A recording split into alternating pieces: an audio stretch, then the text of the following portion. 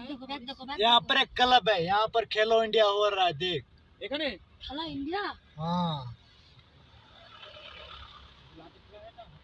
আমরা ওই লাঠিতে উঠবো না ও লাগবে কি লাঠি ওটা হচ্ছে স্কেটিং করতে হবে মানে ওই বরফের তো উপরে থেকে নিচে নামতে হয় দেখি নামার জন্য আমরা ওটার সময় গাড়িতে বসে পড়ছি এই ওখানে গেলে আমার টিকিট নেই उतरो।